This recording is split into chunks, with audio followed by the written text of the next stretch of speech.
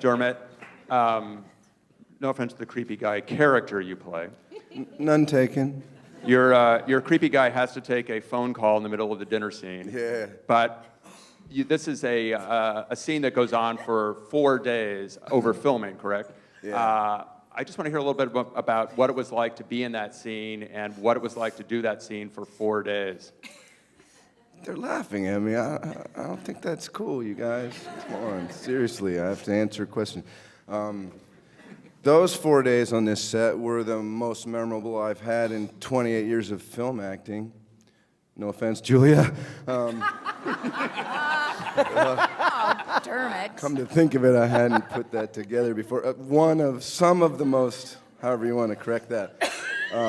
But you can see why. This is a famous play already, famous scene from the play. And this character that I was truly gifted with. John, thank you so much. So much to be here with all of you today. I'm almost choking up with the privilege and the honor that I feel. So to tell you about that scene would be to tell you how you're supposed to make movies. I mean, that's how it's supposed to be done. You're supposed to do it straight through. You're supposed to do it with everybody there. You're supposed to do it in the real place, in the real state, in the real town.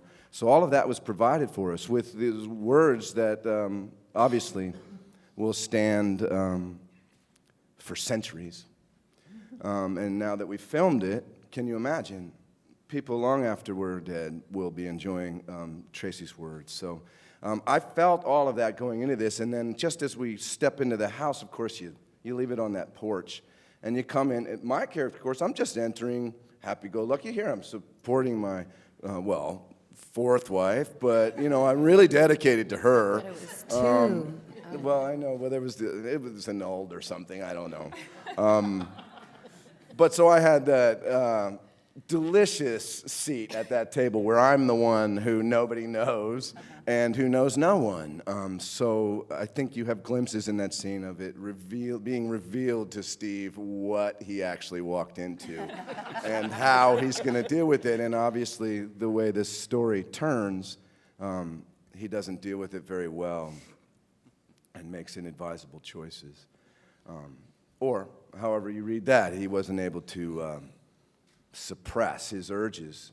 And those are issues that whole films can be devoted to, whole books, whole classes in college. So I was thrilled to have one of the ugly people in this play. I was thrilled to play one of several, and felt in good company in terms of that. Before we turn over to questions for the audience, I want to ask Julianne, and Julia. It's hard to do that 3 in a row.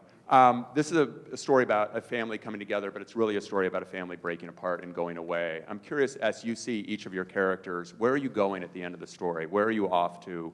What's in your future? Julia, I'm looking at you because I think you have an answer. You're looking at me? Yes. I always look like I have an answer. Better than the other way around. I'm going to Disneyland. I'm getting in that truck or maybe Disney World. I don't want to say where I'm going because I think that more than any person in the piece, Barbara, in the end, I think everyone that I've spoken to says, oh, I know exactly what she's thinking and exactly where she's going and what she's going to do, and I haven't heard the same answer twice. I don't want to spoil it for anybody. Fantastic. What about Ivy? I don't know where Ivy's going. I mean, I don't think Ivy knows where she's going when she's driving away. She's just leaving, and maybe tomorrow she'll figure out where she's going. Karen's going to Florida, right? Belize? Belize. Now I'm literally thinking of that last question you said. And then I was like, oh yeah, I do remember what she felt bad about. I did think about it. If that's a better answer, go to it. Where is she going? Karen, to me, represents so many people in life and women and people I've met. She could go one of two ways. They're going to fight on the trip, no doubt.